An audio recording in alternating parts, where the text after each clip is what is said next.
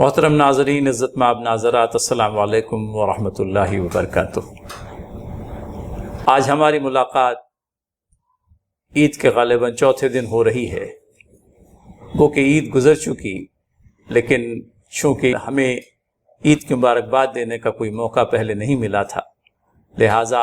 آج کے دن ہی صحیح اللہ تعالیٰ آپ کے حق میں، ہمارے حق میں، تمام تر عالم اسلام کے حق میں عید سعید کو مبارک کرے، اور یہ کہ محض اپنے فضل خاص سے اس امت کے حال کو مزید بہتر بنائے۔ ناظرین محترم، عزت مآب ناظرات، آج جس سورہ کا مطالعہ مقصود ہے وہ قرآن کریم کی سورہ الواقعہ ہے، اور سورہ الواقعہ کے سلسلے میں انشاءاللہ العزیز ہم لوگ آیت بآیت تفسیر کی طرف آئیں گے اور کوشش کریں گے کہ اس کی ابتدائی چند آیات آج ہمارے مطالعے میں رہے۔ سورہ واقعہ کے سلسلے میں ایک مشہور عام بات جو ہے وہ حضرت ابن مسعود رضی اللہ تعالیٰ عنہ سے ہم لوگوں کو ملتی ہے، اور ابن مسعود رضی اللہ تعالیٰ عنہ سے جو بات ہم لوگوں کو ملتی ہے وہ ایک تفصیلی واقعے کے سلسلے میں ملتی ہے۔ حضرات مفسرین نے اس واقعے کی صحت پر گو کہ بہت زیادہ اطمینان کا اظہار نہیں کیا ہے، لیکن وہ جو آخری حصہ ہے وہ اپنے آپ میں اس سورہ کی فضیلت کو بیان کرنے والا ہے۔ حضرت عثمان غنی رضی اللہ تعالیٰ عنہ نے ابن مسعود رضی اللہ تعالیٰ عنہ سے ملاقات کی اور اس بات کا التماس کیا کہ آپ بیت المال سے اپنے گھر والوں کی کفالت کے لیے کوئی عطیہ قبول کریں، اور اس وقت ابن مسعود رضی اللہ تعالیٰ عنہ نے جو بات کہی تھی وہ یہ کہ کیا آپ کو میرے گھر والوں کے تعلق سے فقر و فاقہ کا اندیشہ ہے؟ اور ابن مسعود رضی اللہ تعالیٰ عنہ نے مزید یہ بھی کہا کہ میں نے نبی کریم صلی اللہ علیہ وسلم سے سنا ہے کہ جو شخص رات کو سونے سے پہلے سورہ واقعہ کی تلاوت کا اہتمام کرے، فقر و فاقہ اس کے قریب بھی نہ پھٹکے گا۔ لہٰذا میں نے اپنی لڑکیوں کو، اپنی صاحبزادیوں کو اس بات کی تاکید فرمائی ہے کہ وہ ہر رات سورہ واقعہ کی تلاوت کا اہتمام کرے، اور چونکہ یہ اہتمام انہوں نے کیا ہے لہٰذا مجھے ان کے تعلق سے فقر و فاقہ کا کوئی اندیشہ نہیں۔ تو بہرحال اپنے آپ میں یہ ایک بات ہے جو ہم لوگوں کو ملتی ہے۔ ابن کثیر نے اس واقعے کا تذکرہ فرمایا ہے اپنی تفسیر میں، اور اسی طرح سے چند اور افراد نے بھی اس واقعے کو اپنے اپنے کتابوں کے اندر میں کوٹ کیا ہے۔ تو قرآن کریم میں سورہ الواقعہ اور سورہ الواقعہ کے اندر میں اس واقعے کا بیان جس کے تعلق سے بجا طور پر، یقینی طور پر یہ کہا جاتا ہے کہ واقعہ پیش آ کر کے رہنا ہے، اس کو دنیا والے جس قدر جھٹلائیں لیکن اپنے آپ میں ایک ایسی واشغاف حقیقت ہے جس سے انسان کو دوچار ہونا ہے۔ آج اس واقعے کے سلسلے میں بات کرتے ہوئے ہم انشاءاللہ العزیز اس بات پر بھی غور کریں گے کہ اس واقعے کے واقع ہونے کے طبعی امکانات بھی موجود ہیں، اور کس طرح سے واقعہ رونما ہوگا اور زمین پر اس کا وقوع اپنے آپ میں کیوں کر ممکن ہے۔ تو انشاءاللہ العزیز اس ضمن میں بھی چند ایک باتیں ہمارے مطالعے کے دوران میں آئے گی، خاص کر کے منکرین آخرت کا یہ بیان کہ یہ پوری بنی بنائی دنیا، اس کے پہاڑ، اس کی اونچی اونچی فلک بوس عمارتیں، اسی طرح سے یہاں کے دریا اور سمندر، یہ سب گل ہو جائیں گے، ان سب کو مٹا کر اس پوری زمین کو ایک چٹیل میدان بنا دیا جائے گا، تو یہ کیسے ممکن ہے؟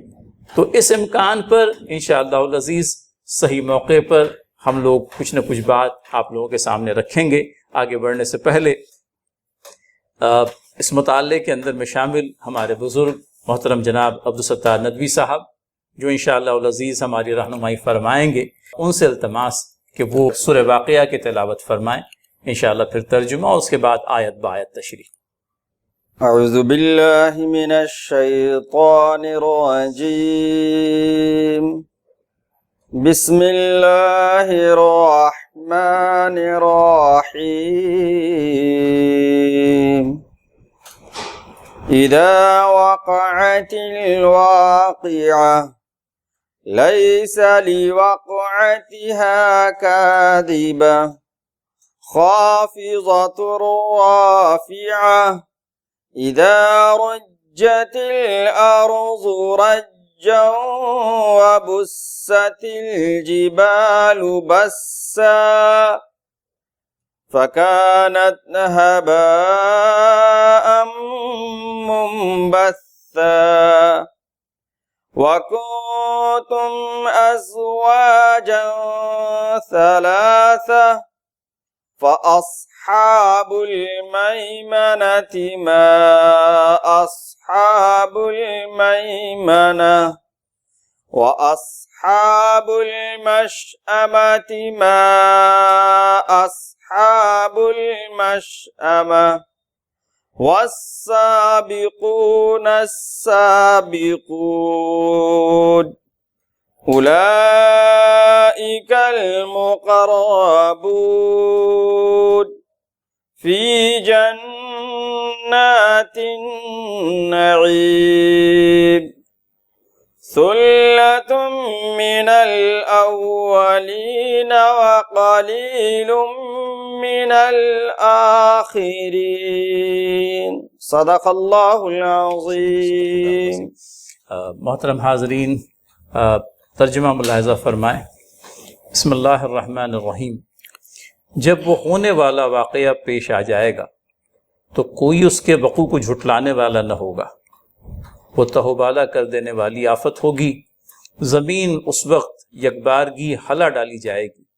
اور پہاڑ اس طرح ریزہ ریزہ کر دیے جائیں گے کہ پراگندہ غبار بن کر رہ جائیں گے. تم لوگ اس وقت 3 گروہوں میں تقسیم ہو جاؤ گے. دائیں بازو والے، سو دائیں بازو والوں کی خوش نصیبی کا کیا کہنا، اور بائیں بازو والے تو بائیں بازو والوں کی بد نصیبی کا کیا ٹھکانہ. اور آگے والے تو پھر آگے والے ہی ہیں، وہی تو مقرب لوگ ہیں. نعمت بھری جنتوں میں رہیں گے. اگلوں میں سے بہت ہوں گے اور پچھلوں میں سے کم ہوں گے. محترم ناظرین، اس طرح سے ہم نے اس سورہ مبارکہ کی کل ملا کر کے 14 آیات تلاوت و ترجمانی کے ساتھ پیش کی ہیں. مولانا سورہ واقعہ اور اس کا یہ بالکل ہی انوکھا سا انداز بیان، اس وقت الواقعہ، جب وہ ہونے والا واقعہ پیش آ جائے گا تو معلوم پڑتا ہے کہ کوئی تمہید باندھی نہیں گئی ہے، بلکہ اسٹریٹ وے اللہ تعالیٰ اس واقعے پر آ گیا ہے جب وہ ہونے والا واقعہ پیش آ جائے گا. تو یہ ہونے والا واقعہ پیش آ جائے گا، اس کے اندر میں جو ایک یقینی کیفیت ہے، ہمارے یہاں اردو میں کہتے ہیں شدنی، کوئی ایک ایسی چیز جو بہرحال ہونی ہی ہونی. تو اس ضمن میں سمجھ لیجئے کچھ وضاحت، اور اسی طرح سے آگے کی آیت پر ہم لوگ انشاءاللہ بعد میں آئیں. لیکن وقت الواقعہ، یہ واقع واو قاف عین، واقع کی میننگ واقع ہونا، گرنا. جی ڈکشنری کے حساب سے دیکھیں تو لغوی ترجمہ یہی ہے کہ واقع ہونا، گرنا. لیکن واقعہ جو یہاں کہا گیا ہے، اس میں سمجھیے کہ ایک شدت اور ہیبت اور مصیبت کو بیان کیا گیا. اچھا، اس میں یہ تینوں پہلو بھی گویا کہ شامل ہیں. بلکہ قرآن کریم میں جہاں جہاں بھی اس روٹ ورڈ سے مشتق ہو کر کے جو بھی لفظ آئے ہیں، اس میں کوئی شدت کا پہلو، مصیبت کا پہلو، عذاب کا پہلو. جیسے سورہ معارج میں پہلی آیت میں ہے سأل سائل بعذاب واقع،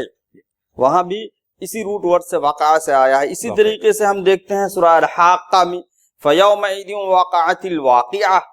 وہاں بھی اسی طریقے سے سورہ نمل میں بھی ہم دیکھ سکتے ہیں ووقع القول علیہم. اور سورہ نمل ہی کی دوسری آیت میں ہے وَإِذَا وَقَعَ عَلَيْهِمْ أَخْرَجْنَا لَهُمْ دَابَّةً مِّنَ الْأَرْضِ. یعنی جہاں جہاں بھی وقع کا لفظ، واقعہ کا لفظ آیا تو وہاں پر مصیبت اور عذاب کو بیان کیا گیا. اسی طریقے سے ایک اور آیت ہے وَقَدْ وَقَعَ عَلَيْكُمْ مِّن رَّبِّكُمْ رِجْسٌ وَغَضَبٌ، یہ سورہ اعراف کی آیت ہے. تو گویا واقعہ کی ڈکشنری کی میننگ تو صرف واقع ہونا ہے، لیکن قرآن کریم میں واقعہ کا لفظ جس پیرائے میں بھی آیا ہے زیادہ تر مصیبت اور عذاب کے بیان میں آیا. اور پھر وقع سے پہلے اذا کا لفظ آیا ہے، تو اذا جب بھی ماضی پہ آئے تو مستقبل کو بتانے کے لیے آتا ہے کہ ایسا ہو کر کے رہے گا. اور مولانا اس کے ساتھ میں یہ بات بھی کہی گئی ہے آگے کی آیت میں لیس لوقتھا لیس لوقعتھا کاذبہ۔ کاذبہ، تو یہ جو بات آئی ہے کہ اس واقعے کے رونما ہونے میں، اس کے وقوع میں مطلب یہ ہے کہ کسی قسم کی کوئی جھوٹ نہیں ہے۔ اب یہ ہم دیکھتے ہیں قاضی صاحب کی قرآن کریم میں قیامت کے بہت سارے نام بتائے گئے، ہاں، خاشیہ بھی آتا ہے، اسی طرح سے آزفہ ہے، حاقہ ہے، قاریعہ ہے، لیکن واقعہ کا لفظ جو یہاں لایا گیا اس میں منکرین قیامت، جی ہاں، ان کے ذہنوں میں بھی چل رہا تھا یا ان کی مجلس میں جو باتیں چل رہی تھی، باتیں آتی تھی، یہ قیامت کا کیسے وقوع ہوگا، یہ سب آپ نے ابھی بتایا تمہید میں کہ اتنی بنی بنائی چیزیں کیسے بگڑ جائیں گی، تو اس بات کی نفی کے لیے ڈائریکٹ اسی لفظ کو لایا گیا کہ ایسی چیز ہے جو شدھ نہیں ہے، ہونی۔ ان کا تذکرہ تو خیر اپنی جگہ پر، لیکن آج کے بھی بہت زیادہ یوں کہہ لیجیے کہ روشن دماغوں کو اس سلسلے میں بڑا اشکال ہے کہ یہ بنی بنائی کائنات اور یہ بنی بنائی دنیا اپنے سارے کے سارے لوازمات کے ساتھ میں ایک چٹیل میدان میں کیسے تبدیل ہو جائے گی۔ یہاں کے پہاڑ، یہاں کے سمندر، یہاں کے دریا، یہاں کے اتنے بڑے بڑے پیڑ، فلک بوس عمارتیں، یہ سب کہاں چلی جائے گی؟ تو مولانا اس ضمن میں چند ایک باتیں جو ملتی ہے وہ اس طرح سے کہ اس بات کو سمجھنے کے لیے کہ کوئی ایسا زلزلہ بھی جو زمین کے کسی ایک حصے تک محدود نہ رہے بلکہ پوری کی پوری زمین کو اپنی چپیٹ میں لے لیں، اور جب اس طرح کی کوئی شے پیش ہو، جب اس طرح کا کوئی حادثہ پیش آئے گا، اپنے آپ میں ایک عظیم حادثہ، تو پھر ظاہر سی بات ہے کہ یہ دنیا جو ہے تلپٹ ہو کر کے رہ جائے گی۔ اور یہ چیزیں ہم لوگوں کو بہرحال دیکھنے میں آتی ہے، گو کہ ہمارا تجربہ اس وقت محدود ہے کہ ایک مخصوص علاقہ زلزلے سے دوچار ہوا اور اس کے نتیجے میں زمین پھٹ گئی اور زمین پر جو کچھ تھا وہ زمین کی تہ میں چلا گیا۔ تو یہ چیز اگر سمجھ لیجئے دنیا کے کسی ایک خطے سے، کسی ایک حصے سے آج تک محدود رہی ہے، تو اس بات کا بھی بہرحال امکان ہے کہ اپنے آپ میں ایک ایسا زلزلہ عظیم جو پوری کی پوری دنیا کو اپنی چپیٹ میں لے لے۔ اور تب یہ بات سمجھ میں آتی ہے کہ اگر رب تعالیٰ نے اپنی کتاب میں یہ بات کہی ہے کہ اس طرح کا واقعہ پیش آنے جا رہا ہے، یقینی طور پر پیش آنے جا رہا ہے، اور اس میں کسی قسم کا کوئی جھوٹ نہیں، تو بات ہماری سمجھ میں بہرحال آتی ہے۔ قاضی صاحب ایک چیز اس میں لیس لوقعتھا، وقعتن کا لفظ آیا، تو وقعتن کہتے ہیں کوئی اچانک پیش آنے والی چیز کو، اور وہ بھی ہیبت زدہ ہو، ہولناک چیز کو، تو یہ بھی واضح کر رہا ہے کہ وہ چیز اچانک آئے گی۔ جی، بلکہ یہ تو میں سمجھتا ہوں اس سلسلے کی ہم کو حدیث بھی ملتی ہے کہ واقع قیامت رونما ہوگا اس صورت میں کہ ایک آدمی نے کوئی کپڑا خریدا اور اس سے پہلے کہ وہ کپڑے کو تہہ کر کے رکھے واقع قیامت رونما ہو جائے گا۔ ایک آدمی اپنے دسترخوان پر بیٹھا ہوا ہے اور اس سے پہلے کہ وہ اپنا کھانا تناول کرے قیامت واقع ہو جائے گی۔ تو اس کے اچانک آ جانے والی بات پر احادیث کے ذریعے سے بھی دلالت ہوتی ہے۔ اس میں ایک چیز وہ کاذبہ کا لفظ جو آیا، جی ہاں، کاذبہ کے سلسلے میں میں سمجھتا ہوں ایک کہیں یہ بات بھی آئی ہے کہ وہ اس کے یقینی ہونے والی بات، اس کے جھوٹ نہ ہونے والی بات، اور پھر روز قیامت کے سلسلے جی ہاں اس میں کچھ وضاحت میں سمجھتا ہوں بہت ضروری ہے۔ کاذبہ کا مطلب ایک تو یہ ہے کہ اس کا واقع ہونا یقینی ہے، اس کا ٹل جانا ممکن نہیں ہے، اور اللہ تعالیٰ بھی اس کو نہیں ٹالے گا، اس لیے کہ اللہ کا فیصلہ ہے ظاہر، اور اسی طریقے سے کوئی اس کو ٹال بھی نہیں سکتا ہے۔ یہ تو واقع ہونے سے پہلے کی بات ہے۔ اگر کاذبہ کو ہم مانتے ہیں ابھی، تو جو لوگ جھٹلا رہے ہیں ان کو یہ کہا جا رہا ہے کہ اس کا ٹلنا ممکن نہیں،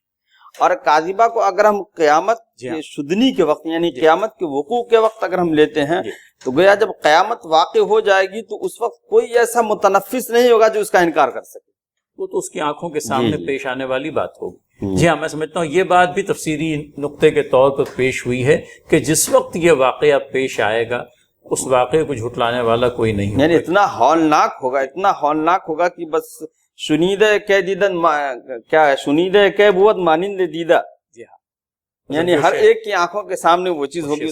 اور اس کے لیے اس کے انکار کی کوئی گنجائش بھی نہیں ہوگی، کیونکہ انسانی نظروں سے، آنکھوں سے جو دکھائی دے رہا ہے اس کا انکار آپ کریں گے بھی تو کیسے۔ تو مولانا ماشاءاللہ یہ دونوں پہلو اس ضمن میں یہاں پر ہمارے ناظرین کے سامنے آیا ہو گئے ہیں۔ اور اب جو ہولناکی کی بات آپ نے کہی، اگلی کم از کم 2 آیات میں اسی ہولناکی کا تذکرہ اس سورہ کے اندر میں آیا ہے. تو بلکہ یوں کہہ لیجئے کہ کل ملا کر کے 4 آیات میں یہ تذکرہ ملتا ہے. سب سے پہلی بات جو آیت نمبر 3 میں آئی ہے خافضۃ الرافعہ، تو اس کا ترجمہ یہ کیا ہے تہو بالا کرنے والی آفت. مطلب یہ ہے کہ آج جو اوپر ہیں کل کو وہ نیچے ہو جائیں گے. اور اس میں مفسرین نے مختلف پہلو لائے ہیں، بہت پہلو کہ دنیا کے اندر میں جن کی گنتی شرفا میں ہوا کرتی تھی، جن کی گنتی عمرہ میں ہوا کرتی تھی، اور جو دنیا کے اندر میں بڑے بن کر پھرتے تھے، کل کو یہ جو بالا ہیں ان کو اللہ تعالیٰ تہ میں لے آئے گا. اور وہ جو خاک نشین ہے، جن کی کوئی گنتی نہیں ہوتی تھی، جن کو قابل اعتماد نہیں سمجھا جاتا تھا، اللہ تعالیٰ ان کے نیک افعال کی بنسبت، ان کے ایمان کی بنسبت ان کو جو ہے بالا کر دے گا. یعنی عزت و شرف کے معیارات یکلخ تبدیل ہو جائیں گے. بہت صحیح مولانا. میں سمجھتا ہوں ایک چھوٹے سے جملے کے اندر میں بات کا حق آپ نے ماشاءاللہ ادا کیا ہے. اس میں ایک بات اور قاضی صاحب دیکھیے، خافضۃ الرافعہ، اس میں اگر ہم یہ لیتے ہیں کہ سب کچھ الٹ پلٹ ہو جائے گا تو اس میں نفخہ اولا بھی شمار ہے. یعنی جس وقت نفخہ اولا ہوگی اس وقت سب کچھ تلپٹ ہو جائے گی. اور اگر خافضۃ الرافعہ کو ہم اس وقت میزان تلنے کے وقت اگر ہم لیتے ہیں تو گویا نفخہ ثانیہ کے بعد کا مرحلہ رہے گا. یعنی وہ جو معیار ہوگا کسی کے بلند ہونے کا، کسی کے ذلیل ہونے کا، کسی کے عزیز ہونے کا، تو وہ تو اس وقت ہوگا جب کہ میزان تلا جائے گا. جی وہ بات سمجھ میں آتی ہے. انہوں نے ایک چیز اور جو آپ نے کہی کہ تلپٹ ہونے والی بات، زمین ہمیں یہ چیز وہاں ملتی ہے قرآن کریم کے ایک اور مقام پر کہ اللہ تعالیٰ جو ہے زمین کو ایک میدان بنا دے گا. تو وہ چٹیل میدان بنانے کی جو کیفیت ہے، پہاڑوں کو رب تعالیٰ جو ہے کیوں کہہ لیجئے کہ ہمیں کہیں یہ مضمون ملتا ہے کہ اللہ تعالیٰ پہاڑوں کو چلائیں گے، وہ روئی کے گالوں کی طرح ہو جائیں گے. وسیرت الجبال فکانت سرابا، ہم سورہ اما یتساءلون کے اندر سورہ القاریہ میں وتکون الجبال کالعہن المنفوش، وہ وہاں پر اون کے دھنکے ہوئے اون کی طرح ہو جائیں گے. تو یہ کیفیت کا جو بیان آتا ہے انشاءاللہ میں سمجھتا ہوں یہاں پر بھی وبست الجبال بسا، معاف کیجیے گا، یہ رہ گیا اذا رجت الارض پر آ رہا ہوں. لیکن یہ کہ جب ہم اس آیت پر آئیں گے تو پہاڑوں کی کیفیت کا بیان کریں گے. وہ تلپٹ کرنے والی بات یہ پڑھنے میں آتا ہے مولانا کہ وہ جو محشر برپا ہوگا وہ اسی قرۂ ارض پر برپا ہوگا. یہ بات پڑھنے میں آتی ہے کہ اللہ تعالیٰ جو ہے انسانوں کا جو فیصلہ فرمائیں گے اور جو محشر برپا ہوگا وہ اسی قرۂ ارض پر برپا ہوگا. جی یہ مختلف فی بات ہے. البتہ یہ کہ زیادہ تر میں نے یہی پڑھا ہے کہ یہی قرۂ ارض پہ وہ حشر برپا ہوگا، حساب و کتاب ہوگا. اور پھر ظاہر سی بات ہے کہ جنت و دوزخ بھی میں سمجھ، اور یہ کہ اگلے پچھلوں سبھی کو سمجھ لیجئے اگر اس ایک قرۂ ارض پر اکوموڈیٹ کرنا ہوا، جمع کرنا ہوا، تو پھر ظاہر سی بات ہے کہ یہاں کے سمندروں کو غائب کر دینا ہوگا، یہاں کے پہاڑوں کو ہٹانا ہوگا، تب جا کر کے کہیں اتنی اسپیس پیدا ہوگی، اتنی جگہ پیدا ہوگی کہ اگلے پچھلے سبھی ایک جگہ جمع ہو سکے. جو لوگ اس کے قائل ہیں وہ کہتے ہیں وَإِذَا الْأَرْضُ مُدَّتْ، اور زمین کو بالکل وہ کھینچ دیا جائے گا اس کو. تو جو لوگ اس کے قائل ہیں وہ کہتے ہیں کہ زمین کو چوڑی کر دی جائے گی، بڑی کر دی جائے گی. دوزخ کے سلسلے کی جو بات آئی تو کہیں ایک مفسر کے بیان میں یہ بات پڑھنے میں آئی کہ یہ زمین کے اندر میں اس وقت تو خیر سے یہ اپنے آپ میں یوں کہہ لیجئے کہ ایک ٹھوس قسم کا کرہ ہے جس کی سطح پر ہم لوگ چل پھر رہے ہیں، لیکن زیر زمین کہیں ایک ایسے آتشگیر مادے موجود ہیں جو آتش فشاں مادے موجود ہے. اور یہ آتش فشاں مادوں کے پھٹنے کے نتیجے میں زمین کے کسی خطے کا یوں کہہ لیجئے کہ متاثر ہونا، یہ بھی ہم لوگوں کے مشاہدے میں آتا رہتا ہے. تو کہیں یہ بات بھی آئی کہ یہ زمین جب تلپٹ کر دی جائے گی تو اس کے اندر موجود یہ جو آتشگیر مادہ ہے یہ زمین کی تہ پر آ جائے گا. اور اس کے تہ پر آنے کے نتیجے میں اس بات کا بھی امکان کہ دوزخ جس کا کہ تذکرہ ہم کو کتاب اللہ کے اندر میں ملتا ہے، اس زمین کے ہی کسی حصے کو اللہ تعالیٰ اس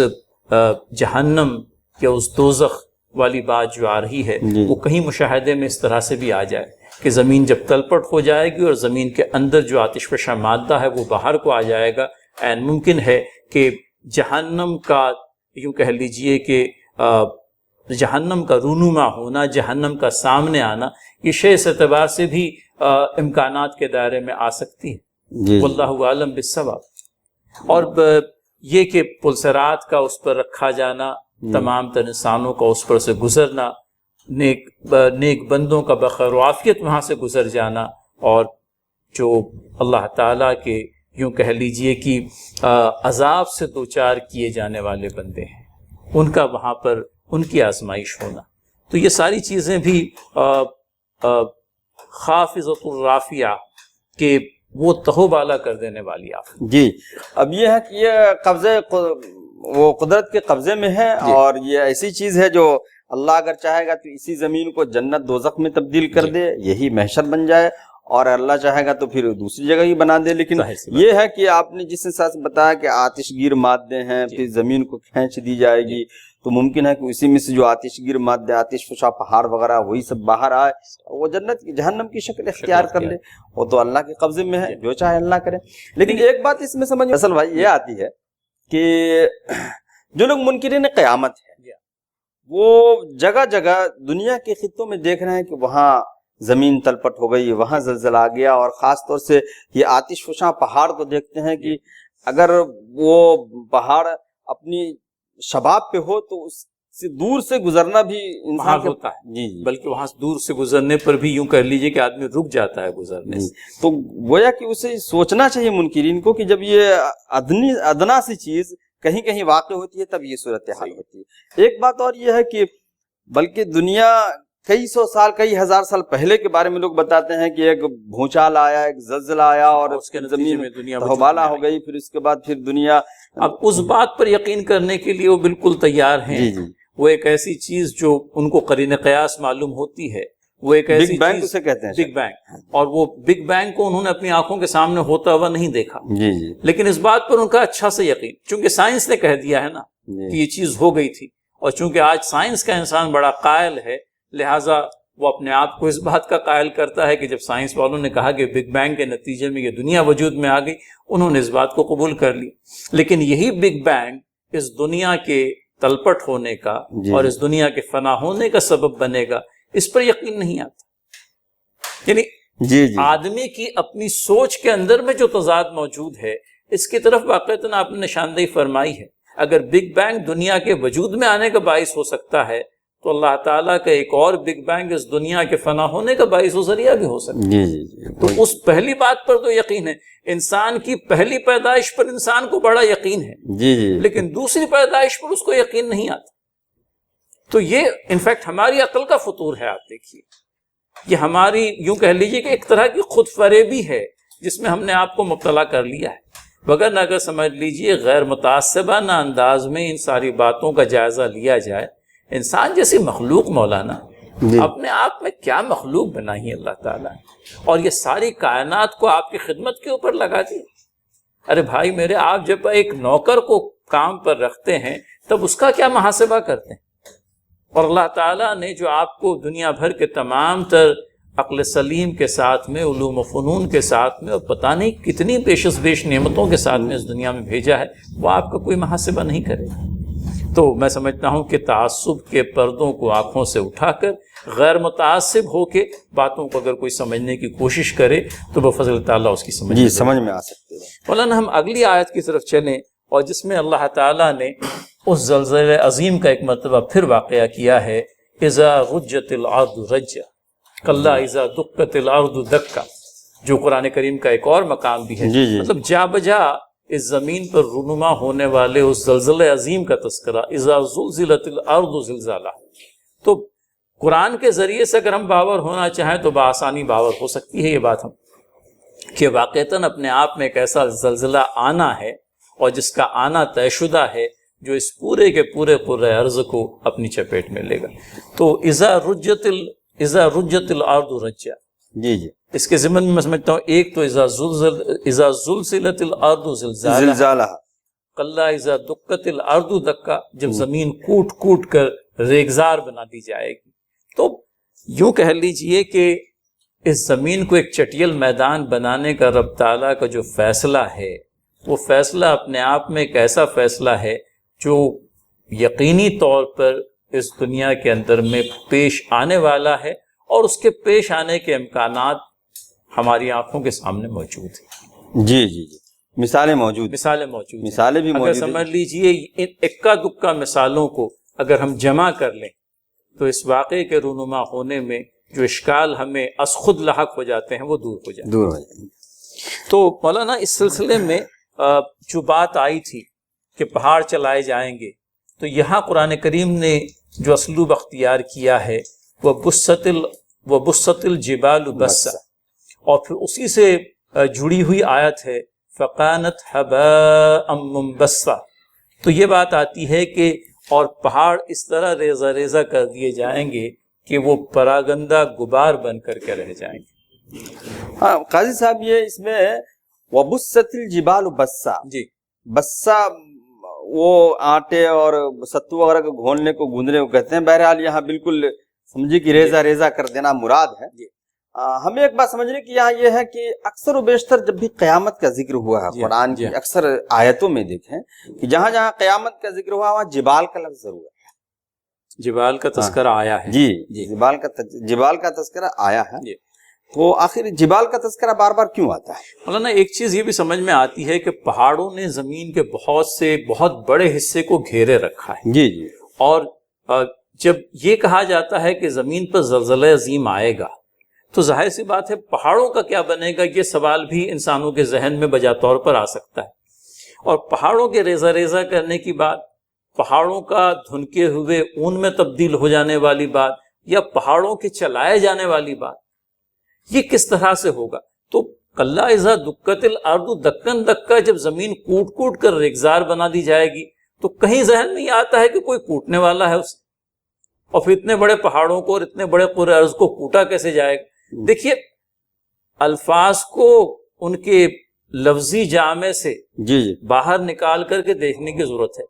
یہ مولانا یہ سمجھا جاتا ہے، آپ دیکھیے کہ ہم یہاں پر اپنے جسم کی جو وزندار کیفیت محسوس کرتے ہیں جی، اس کی وجہ یہ ہے کہ زمین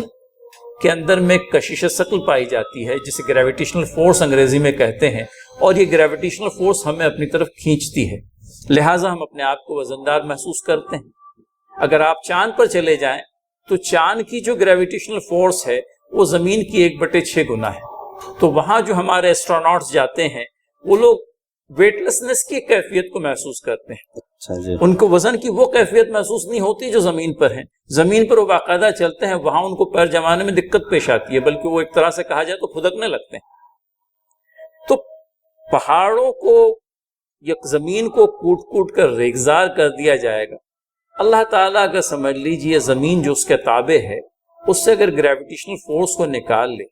اس کشش ثقل کو زمین سے الگ کر لے، کیا عالم ہوگا؟ بالکل صحیح کہا۔ میں سمجھتا ہوں اس زمین کے اندر میں جتنے بھی وزندار پہاڑ، فلک بوس عمارتیں، یہ سب جو ہے پلک جھپکتے میں ایسا معلوم پڑے گا کہ اپنی جگہ سے چلنے لگی ہے۔ اور ویسے بھی جو آکسیجن ہے جگہوں پہ، اگر آکسیجن کھینچ لیا جائے یک بیک تو جو چیزیں سب کی سب منہدم ہو جائیں گی۔ جی ہاں، وہ آپ ان پچھلے دنوں جب یہ جنگ کا تذکرہ چل رہا تھا، رشیا اور یوکرین کی جنگ، کہا جا رہا تھا کوئی ویکیوم بم ہے جس کا استعمال کیا جانے والا ہے، اور ویکیوم بم کی کیفیت یہی بتائی جا رہی تھی کہ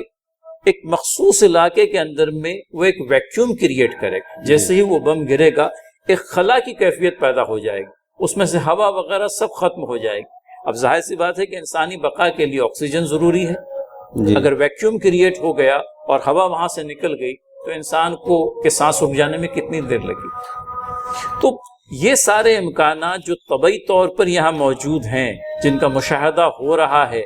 ان مشاہدات کے نتیجے میں انسان سمجھ لیجئے اس بڑے مشاہدے کو تیار اب دیکھنے کے لیے اپنے آپ کو تیار کر لے، اس پر یقین کرنے کے لیے تیار کر لے، اس سے پہلے کہ وہ مشاہدہ ہو جائے وہ یقین کرنے کے لیے تیار کر لے اپنے آپ کو کہ واقعتاً اللہ تعالیٰ اپنی قدرت قاہرہ سے ان پہاڑوں کو چلائیں گے بھی، ان کو یوں کہہ لیجئے کہ دھنکے ہوئے اون کے گولے کی طرح کر دیں گے، یا کسی اور مقام پر کچھ اور طرز تخاطب بھی قرآن کریم نے اختیار کیا ہے۔ پہاڑ کی کیفیت کے سلسلے میں. جی فیصل بھائی، ایک بات اس میں اور یہ ہے کہ پہاڑ دیکھنے میں بہت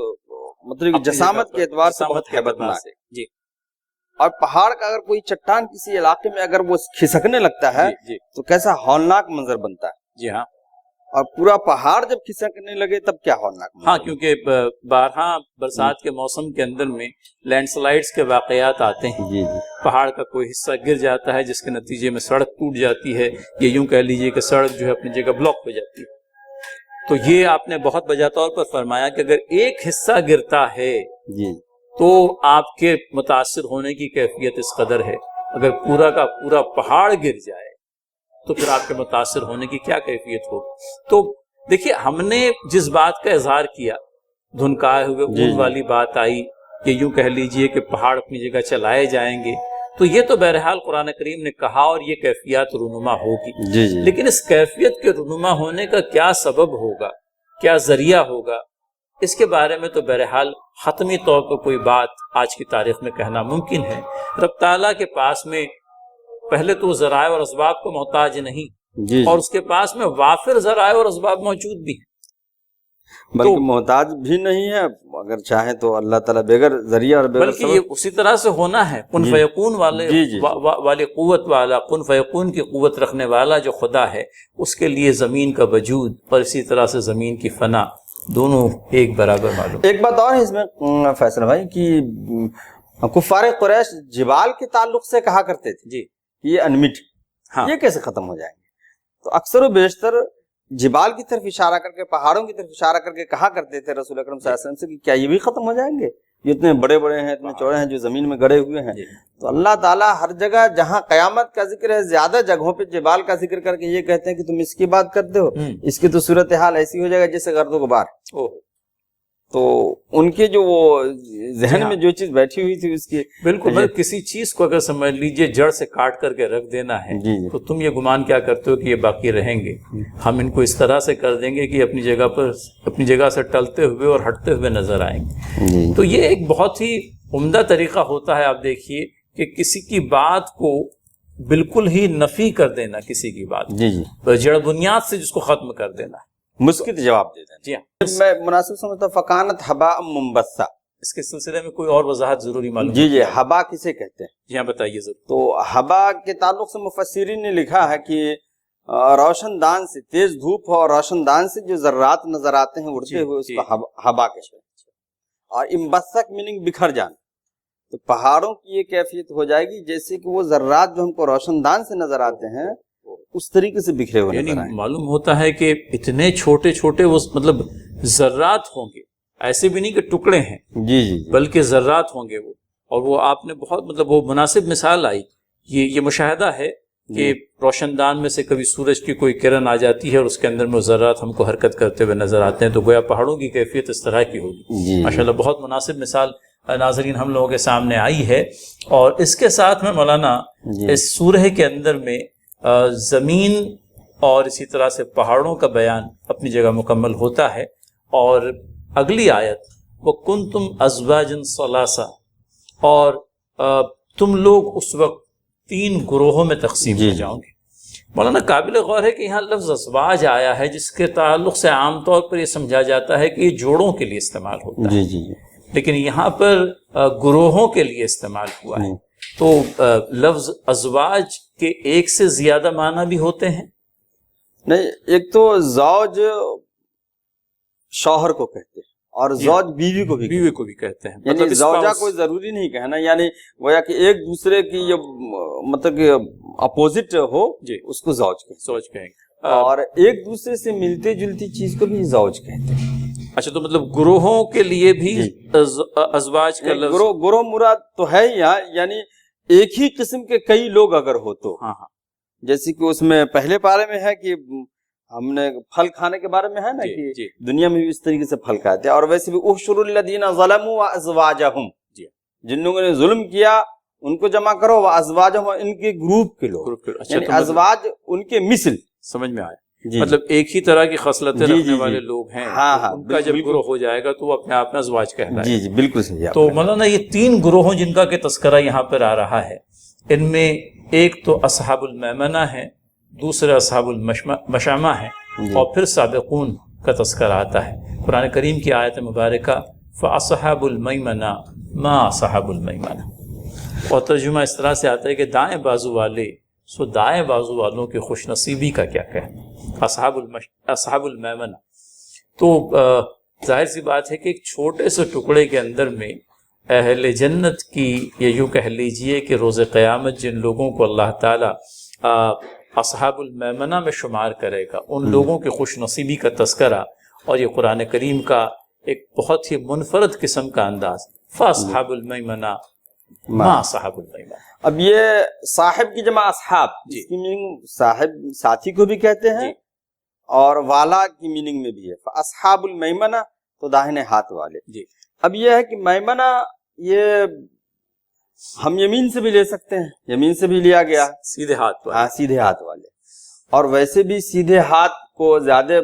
مطلب یہ کہ عظمت دی جاتی ہے عربوں میں بھی، اور ہم اپنے اردو زبان میں بھی کہتے ہیں دست راست۔ تو اگر اس حساب سے دیکھتے ہیں تو میمنہ اگر یمین سے لیتے ہیں تو بھی بات صحیح ہے، اور اگر یمین سے نہیں یمن سے لیتے ہیں تو یمن کی میننگ بابرکت۔ اچھا، تو گویا کہ وہ بابرکت لوگ، اپنے آپ میں بابرکت۔ جی۔ اور مولانا کہیں یہ بھی پڑھنے میں آیا کہ عربوں کے یہاں پر اس طرح کا کوئی رواج تھا کہ کسی کو اگر وہ عزت اور شرف بخشنا چاہیں تو ان کو اپنے سیدھے ہاتھ کی طرف بیٹھاتے تھے۔ تو کیا اس بات کی بھی کوئی رعایت کی گئی ہے اللہ تعالیٰ کے اس کلام کے اندر؟ تو گویا کہ یہ افراد وہ ہیں جو عزت اور شرف والے ہوں گے۔ اور اس سے مراد یہ بھی ہے کہ اصحاب المیمنہ سے مراد وہ لوگ ہوں گے جن کے داہنے ہاتھ میں نام اعمال دیے جائیں گے۔ ہاں، کیونکہ یہ بات تو ملتی ہے کہ نیک لوگوں کا نام اعمال ان کے داہنے ہاتھ دیا جائے گا۔ تو اس اعتبار سے اصحاب المیمنہ کا یہ جو اصطلاح ہے وہ قرآن کریم میں آئی ہے۔ اور اس کے بعد ماں جو آیا ہے تو ماں کبھی کبھی اظہار شان و عظمت کے لیے بھی آتا ہے، اصحاب المیمنہ ماں اصحاب المیمنہ، کہ ان کی خوش بختی کا کیا کہنا۔ اور کبھی کبھی ماں جو ہے وہ نفرت و کراہت کے لیے بھی،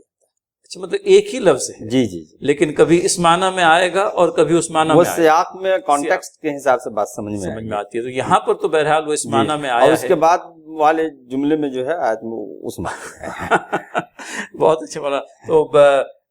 ناظرین یہ اس پر اندازہ کیجئے، میں سمجھتا ہوں ایک بہت ہی اہم بات، میں سمجھتا ہوں ایک ایسی بات جو شاید کہ اس سے پہلے، حالانکہ ہم نے اس سے پہلے بھی سورہ واقعہ پڑھی ہے، لیکن یہ نقطہ جو ہے آج جا کر کے سمجھ میں آتا ہے کہ فاصحاب المیمنہ ما اصحاب المیمنہ، اور اسی کے برخلاف واصحاب المشأمہ ما اصحاب المشأمہ۔ تو اب ما اصحاب المشأمہ بڑھائی اور عظمت والی کوئی بات نہیں آ رہی ہے کہ بدبختی کے انتہا والی بات کا کہیں پر اظہار ہو رہا ہے۔ تو مولانا یہ میمنہ کے مقابلے میں مشأمہ، ہاں یہ بات آپ نے چھیڑ دی، تو میمنہ کے مقابلے میں میسرہ آتا ہے، مشأمہ نہیں آتا۔ جی ہاں، لیکن یہاں پر میمنہ کے، اس لیے جو مفسرین میمنہ کو یمن سے مانتے ہیں، جی، تو یمن کی میننگ بابرکت، جی، اور مشأمہ کی میننگ بدبختی، جی، شوم سے بنا ہے، شوم سے۔ تو جو لوگ دونوں کو ملاتے ہیں تو کہتے ہیں کہ میمنہ یمین سے نہیں یمن سے، جی ہاں، اس لیے کیونکہ وہ اس میں خوش بختی کا پہلو ہے۔ جی، اور اس میں خوش بختی کا پہلو، ادھر بدبختی کا پہلو، تو گویا کہ دونوں ایک دوسرے کا اپوزٹ میں صحیح میننگ پیدا کریں۔ مولانا اسی اصحاب المشأمہ کے لیے آگے چل کر کے اصحاب الشمال، ہاں، تو جو لوگ اس میمنہ کو یمین سے مانتے ہیں تو وہ یہ کہتے ہیں کہ کہیں کہیں یمین کے اپوزٹ میں شمال بھی آیا ہے، جی، تو شمال بائیں کو کہتے ہیں، جی، تو اسی لیے یہاں پر میمنہ سے مراد داہنے ہاتھ والے لیے جائیں۔ جی ہاں، بہرحال دونوں معنی مراد ہیں، ہم داہنے ہاتھ والے سے بھی لے سکتے ہیں اور بابرکت لوگ بھی لے سکتے ہیں، اور بدکاروں کے نام اعمال ان کے بائیں ہاتھ میں تھمائے جائیں گے، جی، اور بکراہیت وہ اپنے نام اعمال لینا پسند نہیں کریں گے، بلکہ یہ آتا ہے کہ وہ اپنے ہاتھ کو جو ہے پیچھے ڈال دیں گے اور ان کا نام اعمال پیٹھ پیچھے سے ان کو دیا جائے گا۔ تو ناظرین، اصحاب المیمنہ اور اصحاب المشأمہ، مولانا اب جو آپ نے کہا تھا کہ پہلی آیت میں تو ان کی نیک بختی کا کیا کہنا، ما اصحاب المیمنہ، اور اب جو آ رہا ہے ما اصحاب المشأمہ، تو ہائے افسوس جی، ان کی بدبختی کا کیا کہنا۔ اس طرح کا اسلوب جو ہے وہ سمجھ میں آتا ہے، آپ دیکھیے۔ اور پھر اس کے بعد میں ایک تیسرا گروہ آئیڈینٹیفائی ہو رہا ہے، والسابقون السابقون، جی جی آگے والے تو پھر آگے والے ہی ہیں، ہر اعتبار سے آگے والے. اور آگے والے کے سلسلے میں جو تشریح میں بات پڑھنے آئی کہ جہاں اللہ تعالیٰ کی راہ میں خرچ کرنے کا موقع آیا تب بھی وہ آگے آگے تھے، جی اللہ تعالیٰ کی راہ میں اپنی جانوں کے نذرانے پیش کرنے کا موقع آیا تب بھی وہ آگے آگے تھے، اللہ تعالیٰ پر اس کے رسول صلی اللہ علیہ وسلم پر ایمان لانے کا موقع آیا تب بھی وہ دوسروں سے سبقت لے گئے. یعنی یہ کہ خیر کا کوئی ایسا میدان نہیں ہے جس کے وہ مرد میدان نہ ہو، بلکہ مرد میدان سے زیادہ اس میدان کے سب سے یوں کہہ لیجئے کہ صف اول کے اندر میں دکھائی دینے والے لوگ ہیں. تو یعنی ہر نیک کام میں آگے رہیں. ہر نیک کام میں آگے. اور اسی طرح سے یہ بھی آتا ہے مولانا کہ برائیوں کے استحصال کے سلسلے میں بھی، برائیوں کو دفع کرنے کے سلسلے میں، برائیوں کو ختم کرنے کے سلسلے میں بھی یہ لوگ جو ہیں السابقون السابقون، آگے والے تو آگے والے. اس میں ایک بات اور ہے فیصل بھائی کہ والسابقون السابقون، جی وہ آگے والے آگے ہی والے ہیں، تو اس میں قریب کتنے 3 گروہ بنتے ہیں شاید؟ بالکل 3 گروہ بن رہے ہیں، کیونکہ یہ بات آتا ہے کہ ایک جو ہے دائیں بازو والے ہیں، ایک بائیں بازو والے ہیں، اور جو آگے بڑھنے والے ہیں وہ تو بہرحال آگے ہی بڑھنے والے ہیں. تو معلوم پڑتا ہے کہ اصحاب المیمنہ کے علاوہ ایک اور گروہ، بہرحال اصحاب المیمنہ بھی اپنے آپ میں باعث عزت و شرف ہوں گے، لیکن ان کا مقام جو ہے السابقون کا، یہ تو یوں کہہ لیجئے کہ ایک ایسا مقام جو اپنے آپ میں منفرد اور ممتاز ہے. جی جی. اچھا ایک بات اور ہے فیصل بھائی کہ یہ سورہ رحمان میں بھی ذکر آیا ہے تینوں کا، لیکن تینوں کا بالواسطہ ذکر آیا ہے، یعنی وہاں 2 جنتوں کا ذکر ہے. جی ہاں، 2 جنتوں کا تذکرہ ہے، 2 جنتوں کا تذکرہ ہے،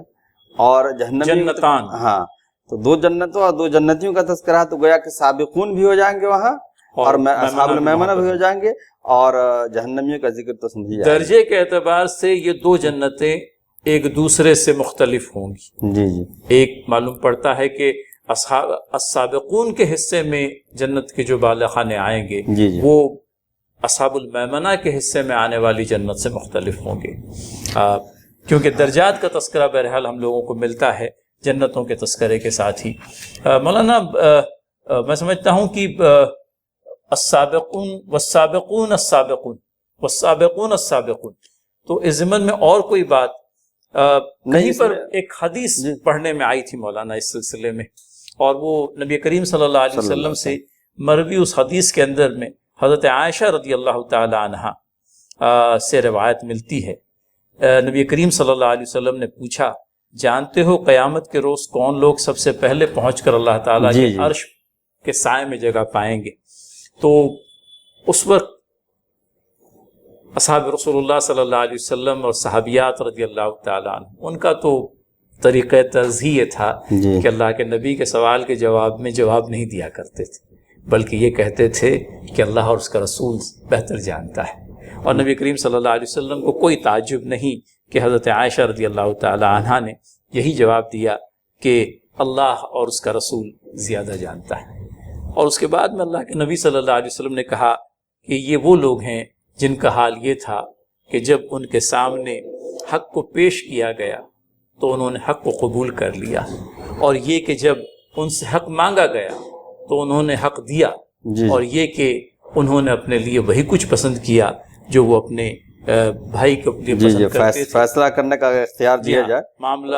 الفاظ بلکہ اس طرح سے دوسروں کے معاملے میں ان کا فیصلہ وہی کچھ تھا جو خود اپنی ذات کے بارے میں تھا. جی جی. تو یہ وہ افراد ہیں جو سب سے پہلے پہنچ کر عرش الہی کے سائے میں جگہ پائیں گے، السابقون والسابقون السابقون. تو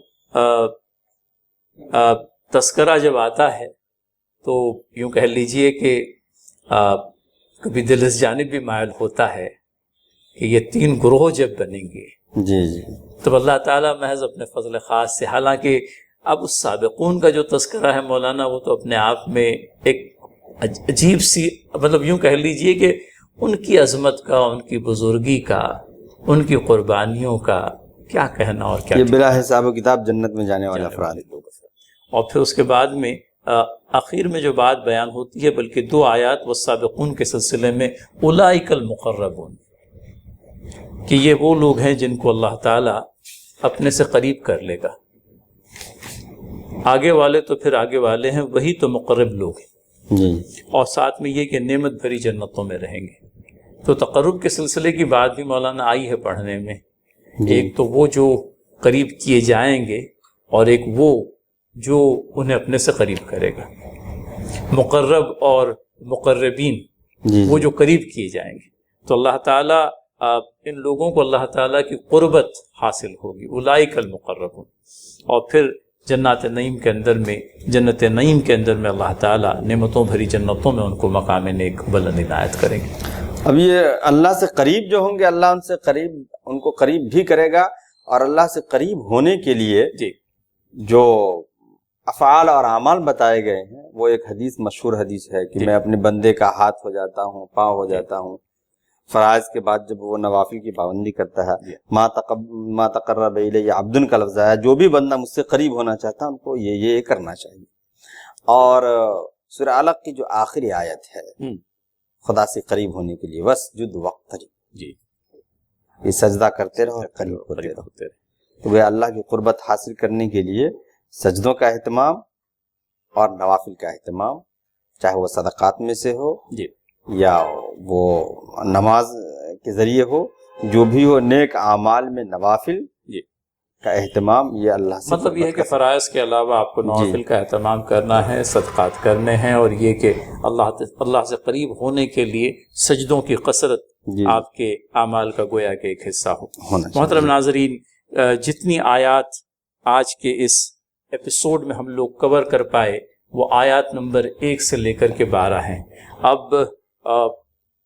اصحاب المیمنہ، اصحاب المشمہ اور السابقون کا تذکرہ یہاں پر آیا ہے۔ ان کے سلسلے میں مزید تفصیلی باتیں انشاءاللہ العزیز اگلی آیات کے اندر میں آئیں گی، تو